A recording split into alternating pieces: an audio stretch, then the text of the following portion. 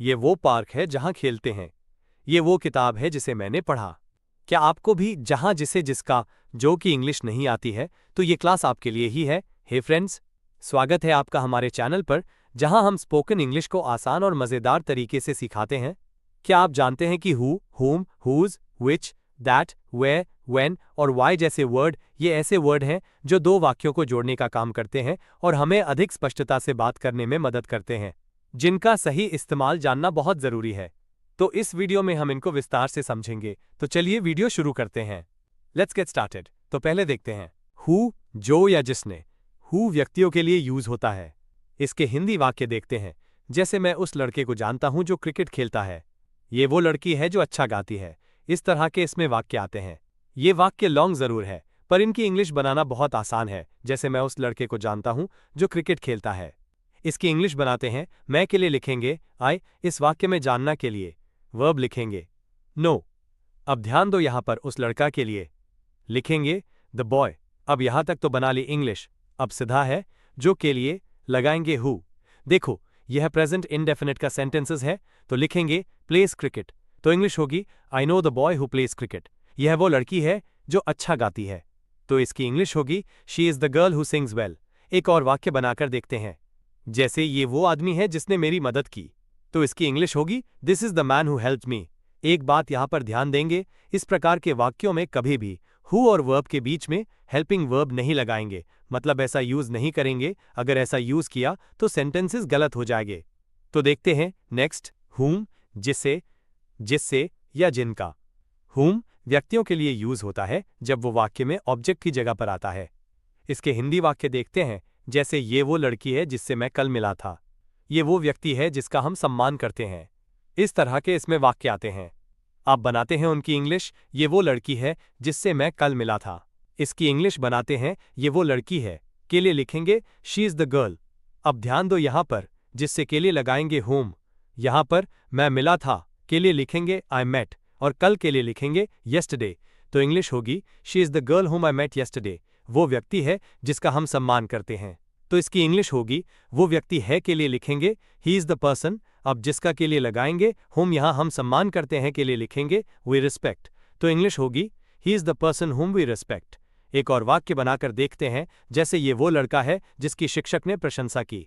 तो इसकी इंग्लिश होगी ये वो लड़का है के लिए लिखेंगे दिस इज द बॉय। अब जिसकी के लिए लगाएंगे हुम यहां शिक्षक ने प्रशंसा की के लिए लिखेंगे द टीचर प्रेज्ड। तो इंग्लिश होगी this is the boy whom the teacher praised. इस तरह के सेंटेंसेस में भी हुम और सब्जेक्ट के बीच कभी भी हेल्पिंग वर्ब नहीं लगाएंगे, मतलब ऐसा यूज नहीं करेंगे। अगर ऐसा यूज किया तो सेंटेंसेस गलत हो जाएंगे। हुज जिसका या जिसकी। हुज व्यक्तियों के लिए यूज होता है जब हम अधिकार या पोजेशन दिखाना चाहते हैं।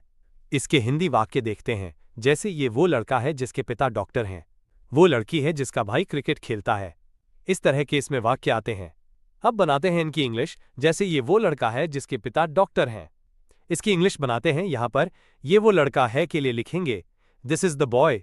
जिसके के लिए लगाएंगे हुज। पिता के लिए लिखेंगे फादर। डॉक्टर हैं के लिए लिखेंगे इज अ डॉक्टर। तो इंग्लिश होगी this is the boy whose father is a doctor. वो लड़की है जिसका भाई क्रिकेट खेलता है। तो इसकी इंग्लिश होगी वो लड़की है के लिए लिखेंगे शी इज द गर्ल। जिसका के लिए लगाएंगे हुज। भाई के लिए लिखेंगे ब्रदर। क्रिकेट खेलता है के लिए लिखेंगे प्लेज क्रिकेट। तो इंग्लिश होगी she is the girl whose brother plays cricket. एक और वाक्य देखते हैं। उनके पास एक दोस्त है जिसका घर बहुत बड़ा है। तो इसकी इंग्लिश होगी they have a friend whose house is very big. यहां पर एक बात ध्यान देंगे, इस प्रकार के वाक्य में भी हुज और हुज के ठीक बाद के वर्ड के बीच में हेल्पिंग वर्ब नहीं लिखेंगे। यदि ऐसा लिखते हैं तो गलत हो जाएगा। तो देखते हैं नेक्स्ट विच, जो या जो चीज, चीजों व जानवरों के लिए। विच निर्जीव वस्तुओं या थिंग्स और जानवरों या एनिमल्स के लिए यूज होता है। इसके हिंदी वाक्य देखते हैं। जैसे ये वो किताब है जो मुझे पसंद है। मेरे पास एक पेन है जो आराम से लिखता है। इस प्रकार के वाक्य इसमें आते हैं। अब बनाते हैं इनकी इंग्लिश। जैसे ये वो किताब है जो मुझे पसंद है। इसकी इंग्लिश बनाते हैं। यहां पर ये वो किताब है के लिए लिखेंगे दिस इज द बुक। जो के लिए लगाएंगे विच मुझे पसंद है के लिए लिखेंगे आई लाइक। तो इंग्लिश होगी this is the book which I like. दूसरा वाक्य मेरे पास एक पेन है जो आराम से लिखता है। तो इसकी इंग्लिश होगी यहां पर मेरे पास एक पेन है के लिए लिखेंगे आई हैव अ पेन। जो के लिए लगाएंगे which आराम से लिखता है के लिए लिखेंगे writes smoothly। तो इंग्लिश होगी I have a pen which writes smoothly। एक और वाक्य की इंग्लिश देखते हैं, जैसे उसने एक कार खरीदी जो बहुत तेज है। तो इसकी इंग्लिश होगी He bought a car which is very fast।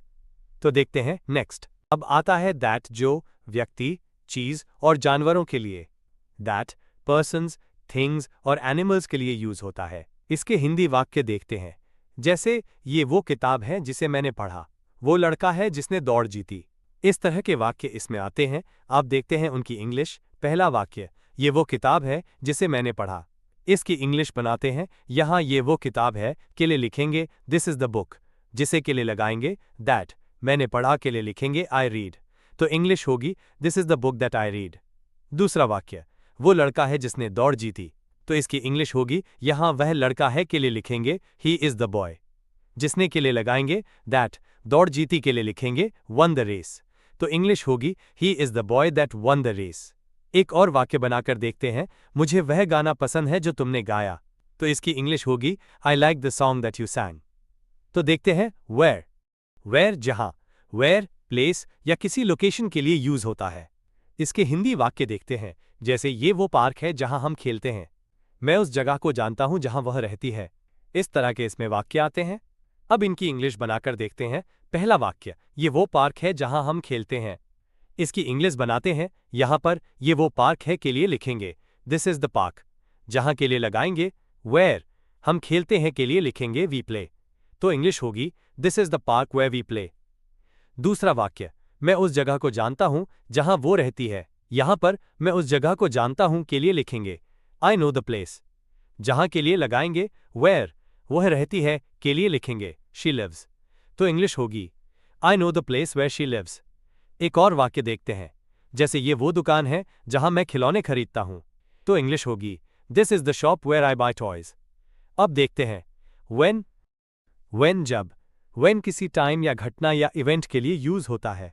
इसके हिंदी वाक्य देखते हैं, जैसे मुझे वो दिन याद है जब हम खेले थे, वो समय था जब वो हंसी थी। इस तरह के इसमें वाक्य आते हैं। अब देखते हैं उनकी इंग्लिश। जैसे पहला वाक्य, मुझे वो दिन याद है जब हम खेले थे। इसकी इंग्लिश बनाते हैं। मुझे वो दिन याद है के लिए लिखेंगे आई रिमेंबर द डे, जब के लिए लगाएंगे व्हेन, हम खेले थे के लिए लिखेंगे वी प्लेड। तो इंग्लिश होगी I remember the day when we played. दूसरा वाक्य, वो समय था जब वो हंसी थी। तो इसको इंग्लिश में बनाते हैं। यहां पर वो समय था के लिए लिखेंगे minus that was the time, जब के लिए लगाएंगे व्हेन, वो हंसी थी के लिए लिखेंगे शी लाफ्ड। तो इंग्लिश होगी that was the time when she laughed. एक और वाक्य देखते हैं, जैसे क्या तुम्हें वो दिन पता है जब वो आता है। तो ये होगी do you know the day when he comes. तो देखते हैं व्हाट को। व्हाट जो या जिसकी। व्हाट किसी एक्शन, थॉट या थिंग को संदर्भित करने के लिए यूज होता है। इसके हिंदी वाक्य देखते हैं, जैसे मैं जानता हूं जो तुम चाहते हो, उसने वही कहा जो मैं सोच रहा था। इस तरह के इसमें वाक्य आते हैं। अब देखते हैं इनकी इंग्लिश। जैसे पहला वाक्य, मैं जानता हूं जो तुम चाहते हो। इसकी इंग्लिश बनाते हैं। मैं जानता हूं के लिए लिखेंगे आई नो, जो के लिए लगाएंगे व्हाट, तुम चाहते हो के लिए लिखेंगे यू वांट। तो इंग्लिश होगी I know what you want. दूसरा वाक्य, उसने वही कहा जो मैं सोच रहा था। तो इसकी इंग्लिश बनाते हैं। उसने कहा के लिए लिखेंगे शी सेड, वही जो के लिए लगाएंगे व्हाट, मैं सोच रहा था के लिए लिखेंगे आई वॉज थिंकिंग। तो इंग्लिश होगी she said what I was thinking. वाक्य देखते हैं, उसने मुझे वही दिया जिसकी मुझे जरूरत थी। तो इंग्लिश होगी he gave me what I needed. तो अब देखते हैं वाई को। वाई क्यों। वाई किसी एक्शन या सिचुएशन के रीजन को दर्शाने के लिए यूज होता है। इसके हिंदी वाक्य देखते हैं, जैसे मैं नहीं जानता कि वो देर से क्यों आया, यही कारण है कि मैं खुश हूं, उसने मुझे बताया कि वो दुखी क्यों थी। इस तरह के इसमें वाक्य आते हैं। अब इनकी इंग्लिश बनाकर देखते हैं। जैसे पहला वाक्य, मैं नहीं जानता कि वो देर से क्यों आया। इसकी इंग्लिश बनाते हैं। मैं नहीं जानता के लिए लिखेंगे आई डोंट नो, कि वो देर से क्यों आया के लिए लिखेंगे वाई ही इज लेट। तो इंग्लिश होगी I don't know why he is late. दूसरा वाक्य, यही कारण है कि मैं खुश हूं। तो इसकी इंग्लिश बनाते हैं। यहां पर यही कारण है के लिए लिखेंगे दिस इज द रीजन, कि मैं खुश हूं के लिए लिखेंगे वाई आई एम हैप्पी। तो इंग्लिश होगी this is the reason why I am happy. एक और वाक्य देखते हैं, जैसे वही कारण है कि मुझे ये किताब पसंद है। तो इसकी इंग्लिश बनाते हैं। यही कारण है के लिए लिखेंगे दिस इज वाई। मुझे ये किताब पसंद है के लिए लिखेंगे आई लाइक दिस बुक, तो इंग्लिश होगी this is why I like this book. यहाँ पर एक बार ध्यान देंगे, इस प्रकार के की हिंदी के वाक्य में की जरूर आता है, पर इंग्लिश में इसके लिए कोई वर्ड यूज नहीं होता है। यहाँ पर कुछ बातें ध्यान देने योग्य है। एक, इस प्रकार के वाक्य इंटेरोगेटिव नहीं होते हैं। 2, जैसे हु, हुज, विच आदि को इस प्रकार के यूज में ग्रामेटिकल भाषा में रिलेटिव प्रोनाउन कहते हैं। 3, ये रिलेटिव प्रोनाउन सेंटेंसेस में कंजंक्शंस का काम करते हैं, मतलब दो सेंटेंसेस को जोड़ते हैं। 4, सबसे ज्यादा ध्यान देने वाली बात, इस प्रकार के सेंटेंसेस में रिलेटिव प्रोनाउन और सब्जेक्ट के बीच कभी भी हेल्पिंग वर्ब नहीं आती है। इसीलिए राम तुम्हें पिटता है। इसकी इंग्लिश कमेंट बॉक्स में बनाकर बताओ। मेक फ्रेजेस के वीडियो की लिंक डिस्क्रिप्शन बॉक्स में है, इस वीडियो के बाद जरूर देखना, जिससे आपकी इंग्लिश नेचुरल और प्रभावी बनेगी। अब ये क्लास यहीं समाप्त होती है। यदि इस क्लास में आपको कोई कंफ्यूजन हो या मन में कोई क्वेश्चन हो तो कमेंट बॉक्स में कमेंट करें। Please like, subscribe and share.